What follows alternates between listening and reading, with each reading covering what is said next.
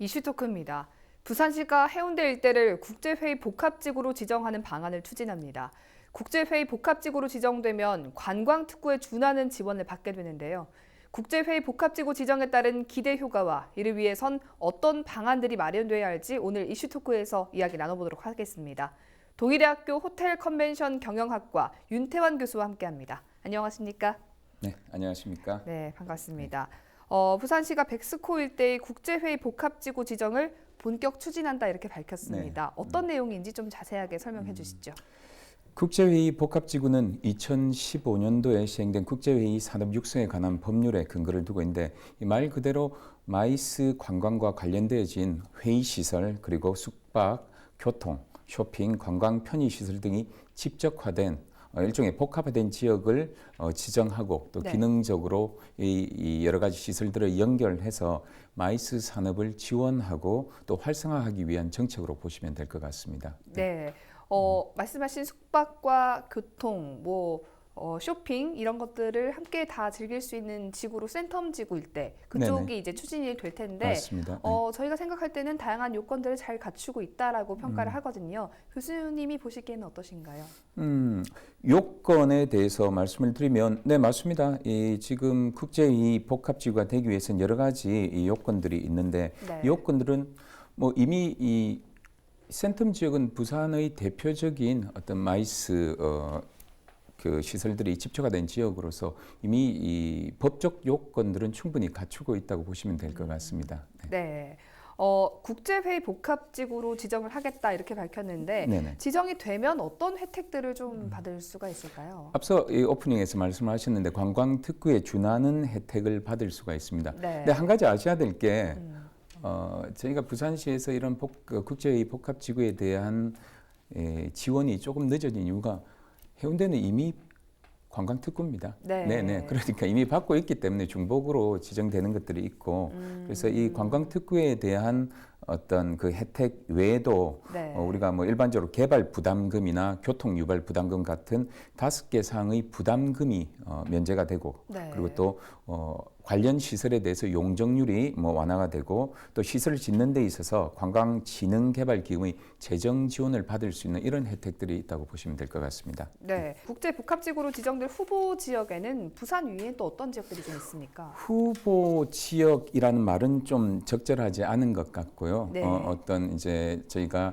사실은 이 관광 저기 국제의 복합지구 같은 경우는 광역 지자체장이 지정을 합니다. 그렇지만 네. 이것을 먼저 문체부의 문화체육관광부 쪽에 이 심의 요건들을 올리고 거기서 허가가 되어지면 지정을 하게 되는데 네. 각각의 지자체에서 이러한 시설들을 어떤 지역들을 국제의 복합지구로 만들기 위해서 지원을 하는 거죠. 그게 이렇게 경쟁을 한다고 보기는 어려울 것 같고 각각의 네. 지구들이 있고 경주 같은 경우라든지 아니면 대구 또는 이미 받은 곳들 같은 경우에는 네. 광주 그리고 경기도 같은 곳들이 있습니다. 네. 네.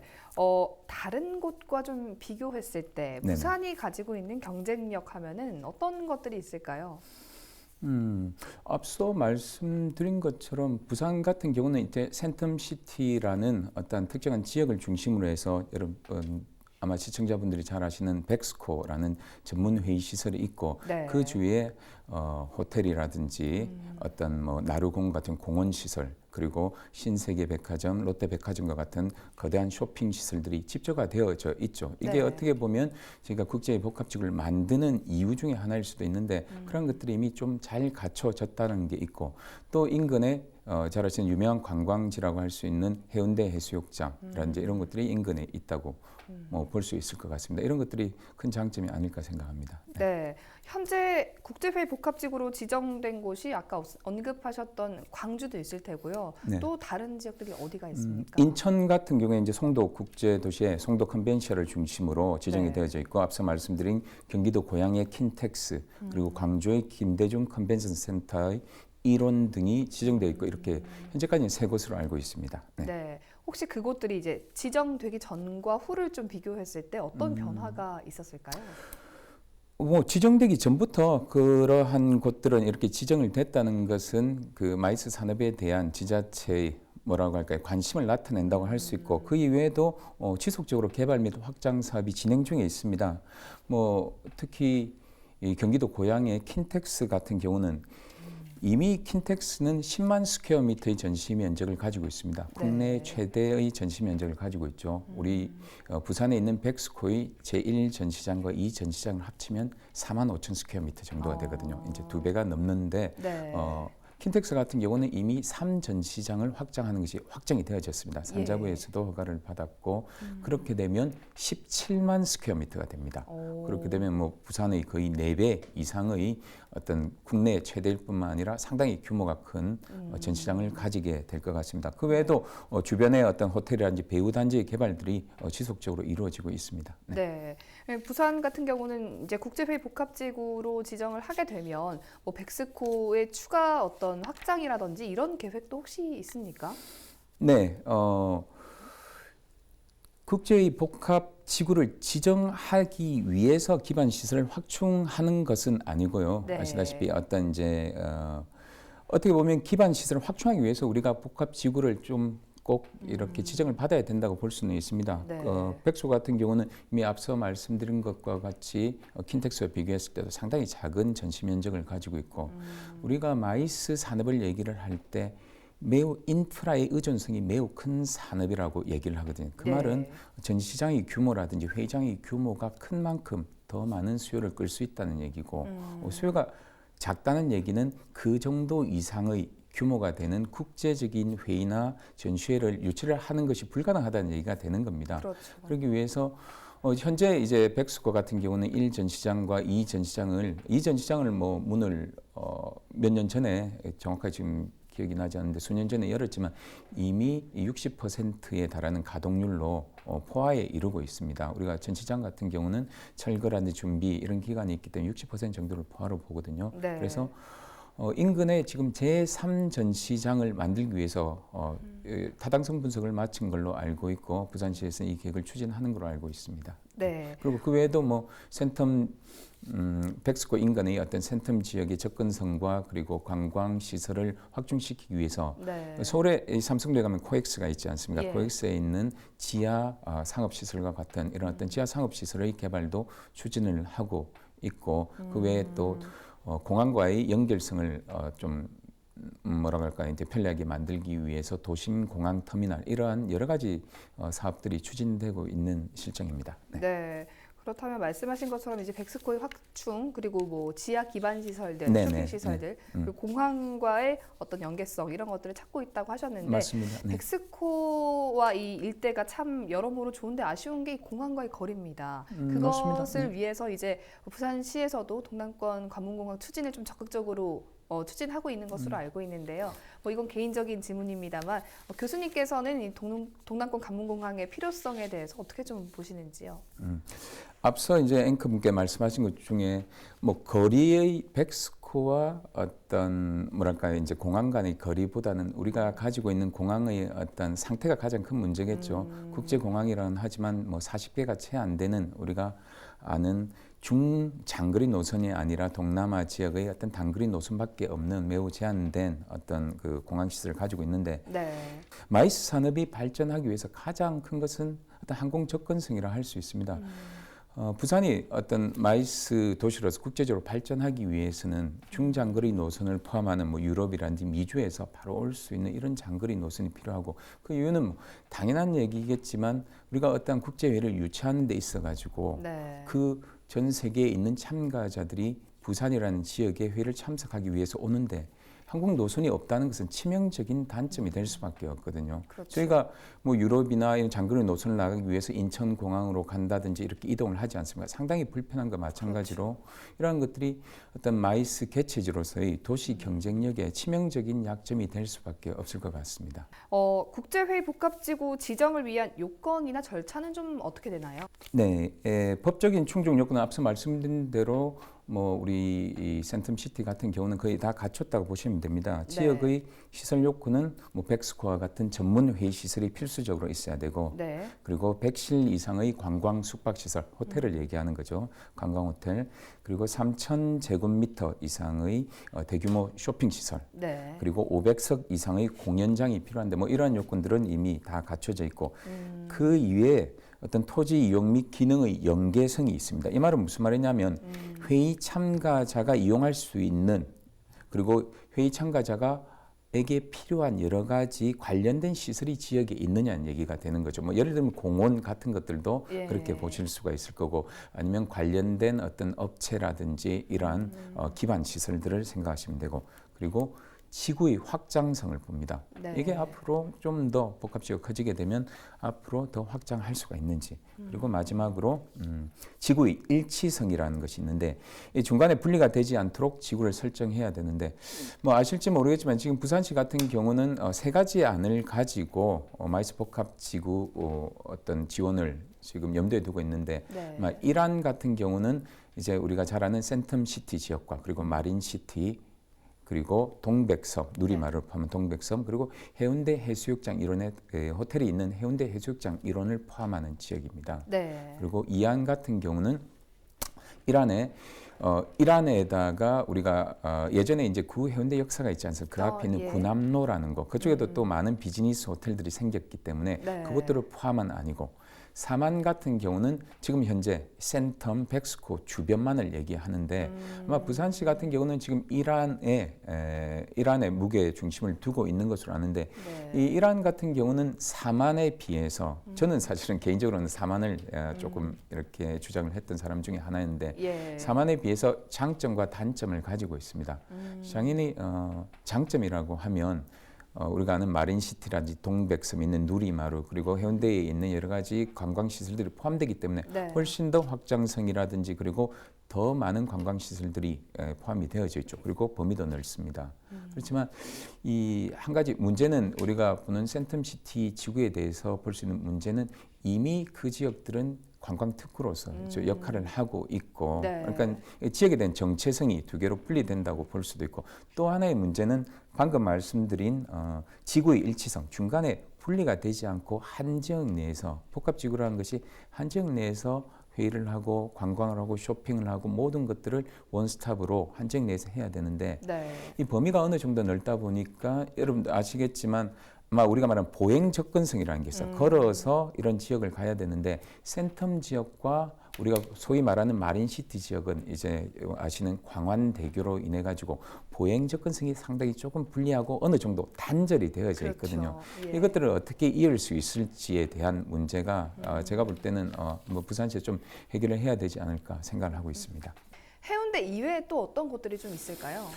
뭐 사실 저희가 아직까지 부산시가 국제의 뭐 복합지구를 하나도 가지고 있지 않은 상황에서 조금 이 계획은 장기적인 계획으로 알고 있습니다. 우리가 네. 이제 먼 미래를 봤을 때 이런 것들을 생각해 볼 필요도 있고, 저도 우리가 부산이 이 국제적인 수준의, 정말 국제적인 수준의 마이스 도시가 되기 위해서는 보통 다른 국제의 도시와 마찬가지로 다중 거점이 필요합니다. 네. 센텀이라는 한 곳만 하는 것이 아니라 몇 군데의 전시장을 가지고 다중 거점이 필요하기 때문에 이런 것들을 장기로 추진시키는 거고, 네. 물론 뭐 빠른 시일 내에 가능하지는 않겠지만, 현재는 저희가 이제 다른 곳에 있는 국제의 시설로는 지금 북한 개발 지역에 보면 부산항 국제 터미널이 있습니다. 거기에도 네. 국제의 시설이 있기 때문에 그것을 중심으로 해서 원도심과 결합을 하겠다. 어. 근데 이러한 계획들은 장기적으로 볼 때는 우리가 말하는 북항에 대한 개발 계획이 아직까지 이제 어느 정도 진행 중이지만 아직 초기 단계지 않습니까? 예. 돼야 될 거고, 그리고 또 2030년 2030 월드 엑스포 행사와 연계가 되어져서 네. 우리가 볼 수 있는 장기적인 계획이고, 또 이러한 것들이 좀 가속화되기 위해서는 뭐 부산시라든지 아니면 시민단체 상공회의소에 주장하고 있는 북항의 어떤 싱가포르 마리나 베이 샌즈와 같은 복합 리조트가 들어서게 된다면 네. 이러한 계획들은 좀 더 빨리 가시화되지 않을까 생각하고 있습니다. 예. 지난 3월에 부산시는 2022년까지 마이스 산업에 100억 원을 투입하겠다 이렇게 밝히기도 했습니다. 마이스 산업 육성을 위해서 부산시에서는 구체적으로 어떤 계획들 좀 세우고 있습니까? 먼저 뭐 100억을 얘기를 하는데 사실은 부산시가 생각하는 마이스 산업을 어떤 세계적인 수준으로 끌어올리기에는 정말 턱없이 부족한 절대 많은 돈은 아니라고 생각을 예. 하고 있고요. 부산시 같은 경우는 지난 9월이죠.